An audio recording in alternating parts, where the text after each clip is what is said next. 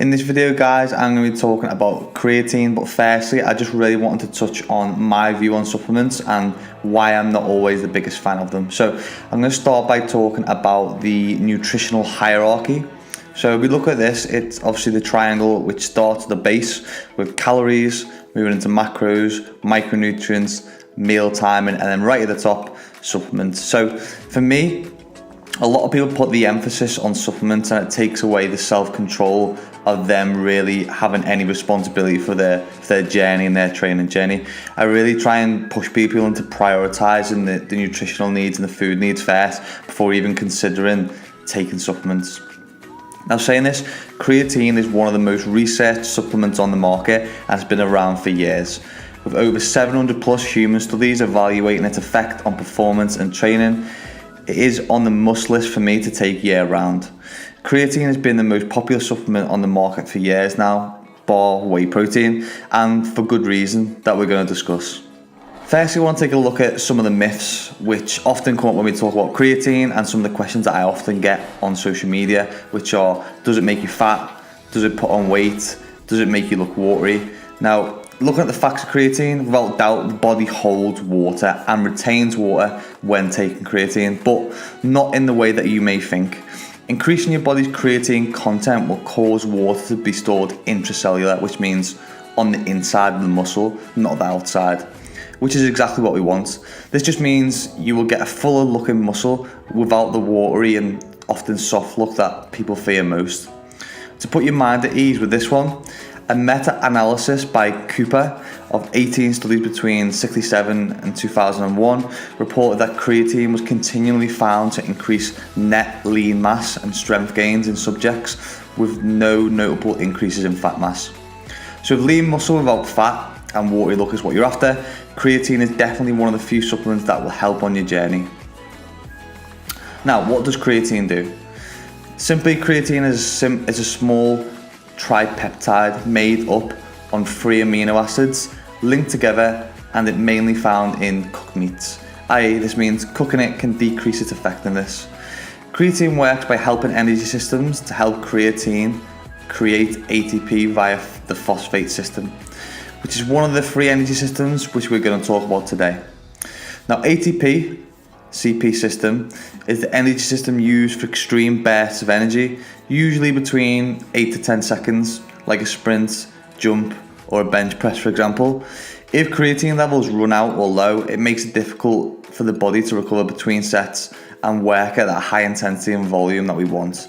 This is where supplementing with creatine really has its advantages in making sure the fuel tank remains full and you can work at higher intensities for longer periods.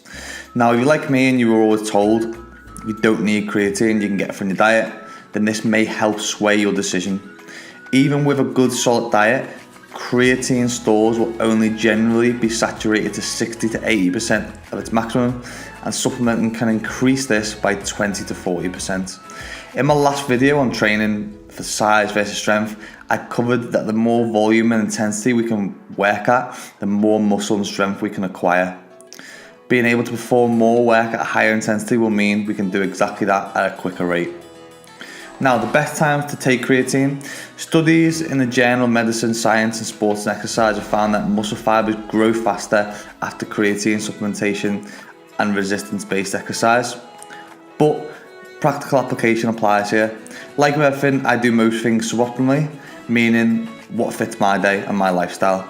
So with my creatine, to make sure I take it, I'll leave it next to my coffee in the morning and dry scoop it, i.e. knock it back from the scoop with some water. It just means I know I'm getting it in every day without forgetting. Now, creatine loading is a method for reaching saturation and reaping the benefits of creatine supplementation. However, it's not necessarily the only method and does not appear to provide any additional benefits. I generally find if you take the recommended dose of 5 grams per day, you will be absolutely fine and you won't need to load. Plus, your stash will last a lot longer and the supplement companies want it to. Now, periods of loading often recommend cycling off creatine for 3 to 4 weeks. Not only is this unnecessary, but having a period of cycling off can potentially lead to results in loss of anabolic effects of intracellular water retention and strength increases that make creatine such an effective supplement in the first place. Plus, unlike with caffeine, your body won't build up a tolerance, which is why we can take it year round. Moving on to the side effects, and this is usually the biggie for most people. The fact of the matter is that there is little to no evidence suggesting that supplementing with creatine has any negative side effects. There are a few reports of kidney problems linked with the use of creatine. Again, these are mainly isolated case studies where someone with pre-existing medical condition developed further health problems whilst using creatine. If you're healthy and not taking a host of other supplements or medicines, you should be absolutely fine. Now, a study conducted by Yush Izmi established that creatine has no progressive effect that would cause negative consequences to renal function or kidney health to individuals following the recommended dosage of 5 to 10 grams per day. Creatine is an extremely safe supplement that works very well, which is why it's taken by football players, rugby players, Olympians, and pretty much any type of athlete you can imagine. What creatine should you be taking? Although new and improved versions of creatine pop up all the time, none have consistently proven themselves to be any better than regular creatine monohydrate. Quality, purity and safety with CreaPure, or is the brand name for pure creatine monohydrate produced by Alzine Chem in Germany. Now, CreaPure is the most widely studied form of creatine and is proven to be both safe and effective. Now, if cost is your deciding factor, creatine is not expensive at all. But again, everything is relative to your goals, how much you want to achieve them, and what's important to you. To put things into perspective though, 1 tub of creatine will usually set you back anywhere from 15 to £20 and give you about 100 servings, lasting you almost a third of the year.